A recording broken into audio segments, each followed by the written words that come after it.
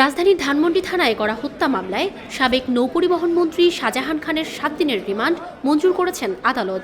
শুক্রবার বিকেলে ঢাকার চিফ মেট্রোপলিটন ম্যাজিস্ট্রেট আদালতে তার 10 দিনের রিমান্ড আবেদন করে পুলিশ।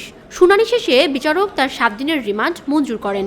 এর আগে বৃহস্পতিবার দিবাগত রাতে রাজধানীর ধানমন্ডি এলাকা থেকে শাহজাহান খানকে গ্রেপ্তার করা হয়। গত 4 আগস্ট রাজধানীর ধানমন্ডি থানা এলাকায় ছাত্র জনতার আন্দোলনে যোগ দেন আব্দুল মোতালিব। আন্দোলনে থাকা অবস্থায় তার বুকে ও গলায় গুলিবিদ্ধ হয়, এতে মারা যায় মোতালিব। এ ঘটনায় গত 26 আগস্ট নিহতের পিতা আব্দুল মতিন বাদী হয়ে ধানমন্ডি থানায় হত্যা মামলা করেন। মামলায় শেখ হাসিনা সহ 176 জনের নাম উল্লেখ করা হয়।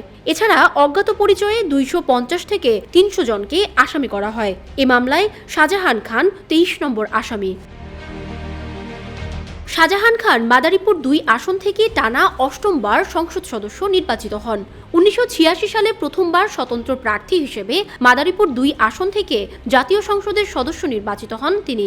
একই আসন থেকে পরে বাংলাদেশ আওয়ামী লীগের মনোনয়নে 1991, 96, 2001, 8, 14, 18 ও সর্বশেষ 2024 সালের নির্বাচনে সংসদ সদস্য নির্বাচিত হন। 2009 সাল থেকে তাকে নৌপরিবহন মন্ত্রীর দায়িত্ব দেয় আওয়ামী লীগ সরকার।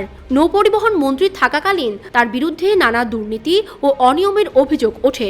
বর্তমানে তিনি বাংলাদেশ আওয়ামী লীগের প্রেসিডিয়াম সদস্য এবং বাংলাদেশ শ্রমিক ফেডারেশনের কার্যকরী সভাপতি।